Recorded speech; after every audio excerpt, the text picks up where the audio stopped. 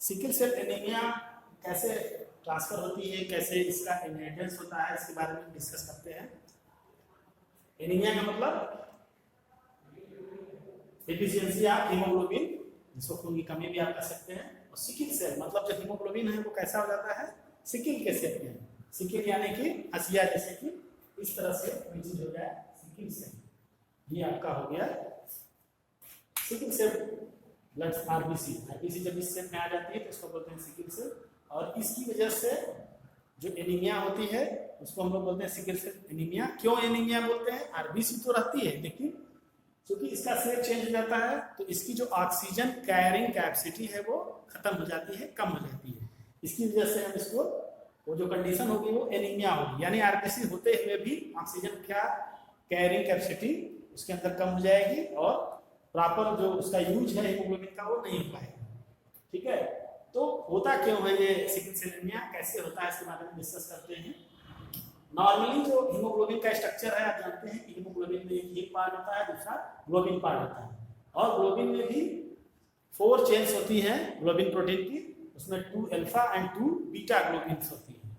तो जो अल्फा है वो तो इसमें इफेक्टेड नहीं होता, लेकिन जो बीटा चेन है उस बीटा चेन में आप जानते हैं कि बहुत सारे, ये एक पॉलीमर होता है, बहुत सारे छोटे छोटे यूनिट से मिलकर बना होता है, और बहुत सारे एमिनो एसिड है। प्रोटीन वैसे भी क्या है, एमिनो एसिड का पॉलीमर है। तो एमिनो एसिड का एक सीक्वेंस होता है, अगर उस सीक्वेंस में चेंजिंग हो जाती है तब उसकी वजह से ये डिजीज होती है। तो क्या चेंजिंग होती है, जैसे कि जो नॉर्मल आपका ग्लोबिन प्रोटीन होता है, खास करके बीटा ग्लोबिन, उसमें जो सीक्वेंस होता है वो इस तरह से डबल हिस्टोन और ये करके यहाँ पे फिर यहाँ ग्लूटामिक एसिड होता है, और यहाँ पे भी ग्लूटामिक एसिड है, यानी 6 पोजीशन पे ग्लूटामिक एसिड होता है और 1 पोजीशन पे वैलिन एमिनो एसिड होती है, और 6 पोजीशन पे ग्लूटामिक एसिड एमिनो एसिड होती है। तो एमिनो एसिड की जो पोजीशन है वो फिक्स होती है, लेकिन सिकल सेल एनीमिया में क्या होता है, जीन की डिफेक्ट की वजह से यहाँ पे जो एमिनो एसिड बनता है वो ग्लूटामिक एसिड के बजाय वैलिन ही बनता है। इस फिगर में आप देखें, यहाँ पे भी वैलिन है नंबर 1 पर भी, और नंबर 6 पोजीशन पर भी वैलिन एमिनो एसिड का फॉर्मेशन होता है। जिससे होता क्या है कि ये पूरी चेन ऐसे ट्विस्ट होकर के वैलिन के साथ पॉलीमराइजेशन का नेचर होता है, यानी कि उसके साथ वो एक पॉलीमर बनाने की कोशिश करता है। जैसे ये इस तरह से चेन है, ये पूरी यहाँ पे ये चेन जो होगी ट्विस्ट होकर के इससे जुड़ जाएगी, यानी कैसे चेन हो जाएगी ये इस तरह से, ये इस तरह से ट्विस्ट होकर के राउंड होकर के वैलिन आकर के इस वैलिन से इस तरह से घूम करके जुड़ जाएगा यहाँ पे। तो वैलिन जुड़ने से एक पॉलीमर होने की प्रॉपर्टी होती है इसके अंदर। तो ये डिफेक्ट होता क्यों है, ये एक जेनेटिक डिफेक्ट है, जीन में डिफेक्ट होने की वजह से यहाँ पे ग्लूटामिक एसिड के बजाय वैलिन एमिनो एसिड बनता है, और ये वैलिन इस वैलिन के साथ पॉलीमराइज हो जाता है। अब इसमें क्या क्या डिफेक्ट होता है हम देख रहे हैं, ऊपर देख रहे हैं यहाँ पे जो जेनेटिक सीक्वेंस है, एमिनो एसिड सीक्वेंस है नॉर्मल, इसके लिए क्या है GAG।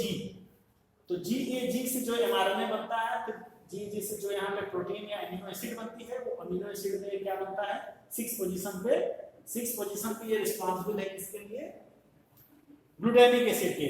लेकिन अगर इसमें चेंजिंग हो जाती है, यानी GAG कोड की बजाय यहाँ पे कोड आप देख रहे हैं GTG कोड हो गया, यानी यहाँ पे सिंगल जीन म्यूटेशन है। सिंगल जीन म्यूटेशन, अभी हमने लास्ट वीडियो में म्यूटेशन में भी बताया है कि सिंगल जीन म्यूटेशन या पॉइंट म्यूटेशन।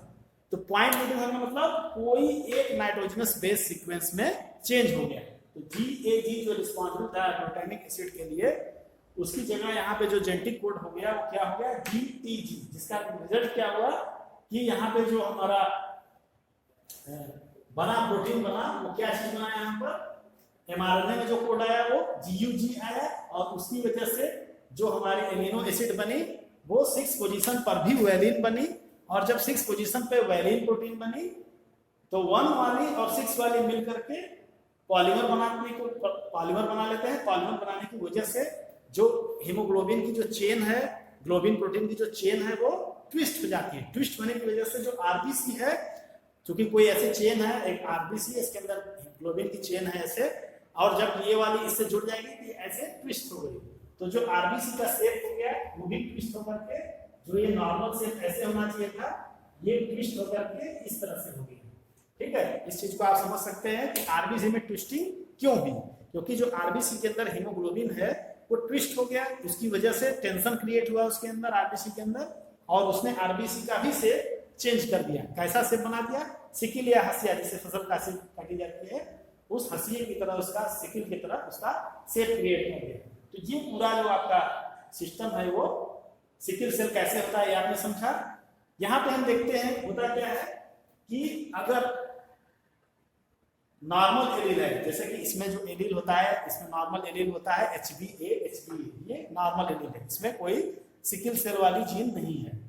अगर सिंगल जीन सिकिल सेल की है, सिंगल जीन सिकिल सेल की है, दूसरी वाली जीन या दूसरा जो एलील है वो नॉर्मल है, तो क्या होगा, इसमें डिजीज उतना ज्यादा एक्सप्रेस नहीं होगी, ये सिर्फ कैरियर का काम करेगा, बहुत हल्का फुल्का इसमें इफेक्ट आता है, न के बराबर।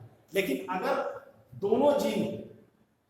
दोनों जीन डिफेक्टेड है, दोनों एलील डिफेक्टेड हैं इसमें, तब क्या होगा, ये डिजीज पोर्शन होगा, यानी उस कंडीशन में क्या लिखते हैं, HBS, यानी जो डीएनए है या जो जीन है, जो क्रोमोसोम है, क्रोमोसोम के ऊपर, दोनों क्रोमोसोम पे, जो होमोलॉगस पेयर है उनके दोनों क्रोमोसोम पे डिफेक्टेड जीन मौजूद होगी, तब क्या होगा, ये डिजीज कंडीशन होगी।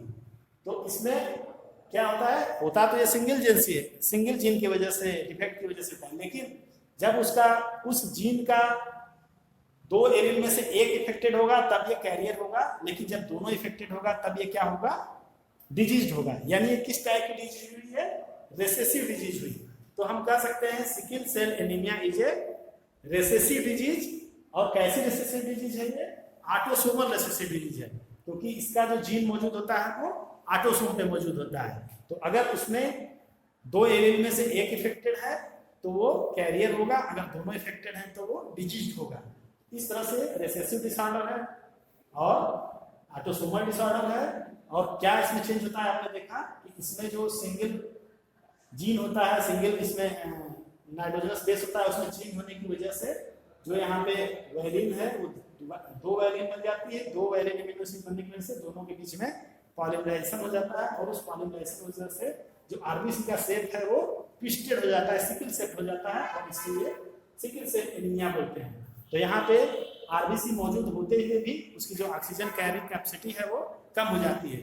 तो लो ऑक्सीजन टेंशन यदि है, लो ऑक्सीजन कंसंट्रेशन एनवायरनमेंट में है, तो ऐसे मरीज को फिर सांस लेने में दिक्कत होने लगती है। सांस लेने में दिक्कत मतलब कि शरीर में ऑक्सीजन की उसको डिफिशियंसी होने लगती है, क्योंकि ज्यादातर जो आरबीसी हैं उनकी वो कैसी हैं, वो डिफेक्टेड है, डिजीज्ड है, सिकिल सेप्ड है, तो वो ऑक्सीजन को उतना ज्यादा कैरी नहीं कर पाते।